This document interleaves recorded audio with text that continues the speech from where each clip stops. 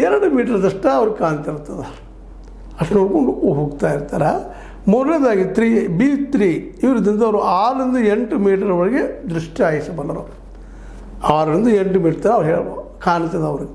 ಇಂಥವ್ರು ಕೂಡಿಸ್ಕೊಂಡು ಯಾರು ಎಷ್ಟು ಇರಬೇಕು ಪ್ರಮಾಣದ ಅಷ್ಟು ತೊಗೊಂಡು ಈ ಆಟವನ್ನು ಆಡ್ತಾ ಇದ್ದಾರೆ. ಈಗ ನಾವು ಸಾಕಷ್ಟು ಕೇಳಿದ್ದೀವಿ, ಕ್ರಿಕೆಟ್ ಆಡ್ತಾರಪ್ಪ ಗಂಡು ಮಕ್ಕಳು ಹೆಣ್ಮಕ್ಕಳು ಕುರುಡು ನಮ್ಮಲ್ಲ ಅನ್ನುವಂಥ ಮಾತುಗಳನ್ನು ಕೇಳಿದ್ದೀವಿ. ಆದರೆ ವರ್ಲ್ಡ್ ಕಪ್ಪನ್ನು ಗೆದ್ದು ಬಿಡ್ತಾರ ಅನ್ನುವಂಥದ್ದು ಇವತ್ತು ಭಾಳಷ್ಟು ಖುಷಿ ಕೊಡುವಂಥದ್ದು. ಅಷ್ಟೇ ಅಲ್ಲ, ಒಬ್ಬ ಸಾಧಕರಿಗೆ ಒಂದು ಮಾರ್ಗದರ್ಶನ.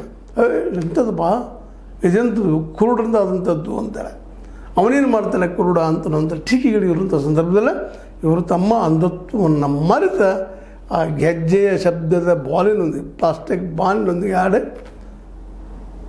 ಗೆದ್ದಿದ್ದು ಸಣ್ಣ ಮಾತಲ್ಲ. ಯಾಕಂದ್ರೆ ಈ ಒಂದು ಅಂಧರ ಟೂರ್ನಮೆಂಟ್ ಶ್ರೀಲಂಕಾ ಮತ್ತು ಭಾರತದ ಆತಿಥ್ಯದಲ್ಲಿ ನಡೆದಂಥದ್ದು. ಅದರಲ್ಲೂ ಮುಖ್ಯವಾಗಿ ಭಾಗಿಯಾದಂಥವು ಈ ಇದರಲ್ಲೇ ಭಾರತ, ಆಸ್ಟ್ರೇಲಿಯಾ, ಶ್ರೀಲಂಕಾ, ಪಾಕಿಸ್ತಾನ, ನೇಪಾಳ ಮತ್ತು ಅಮೆರಿಕ ತಂಡಗಳು. ಮತ್ತು ಫೈನಲ್ಗೆ ಬಂದಂಥ ಟೀಮ್ ಯಾವುದಂತ ತಿಳ್ಕೊಂಡ್ರಿ ನೀವು? ನೇಪಾಳದ ಹುಡುಗಿಯರು ಫೈನಲ್ಗೆ ಬಂದಿದ್ದರು.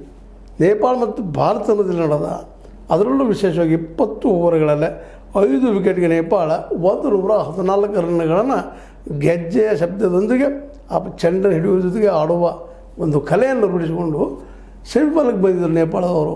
ಅವ್ರ ಜೊತೆಗೆ ನಮ್ಮ ಭಾರತೀಯ ಈ ಒಂದು ಕಣ್ಮಣಿಗಳು ವಿಶೇಷವಾಗಿ ಈ 114 ರನ್ಗಳನ್ನು 12 ಓವರ್ಗಳಲ್ಲೇ 3 ಹುದ್ದೆಗಳನ್ನು ಕಳ್ಕೊಂಡು ಗೆದ್ದರು ಅನ್ನುವಂಥದ್ದು ಭಾಳ ಖುಷಿಯಿಂದ ಹೇಳುವಂಥದ್ದು. ಅದಾದಾಗ ಮತ್ತು ಇನ್ನೊಂದಿಲ್ಲ ನಾವು ಒಂದು ಹೆಮ್ಮೆಯಿಂದ ಹೇಳುವಂಥದ್ದು, ನಮ್ಮ ಭಾರತ ತಂಡದ ನಾಯಕಿ ಯಾರಪ್ಪ ಅಂದ್ರೆ ತುಮಕೂರು ಜಿಲ್ಲೆಯ ದೀಪಿಕಾ ಟಿ.ಸಿ ಅನ್ನುವಂಥವ್ರು. ಈ ಹೆಣ್ಣುಮಗಳು ನಾಯಕಿಯಾಗಿ ಈ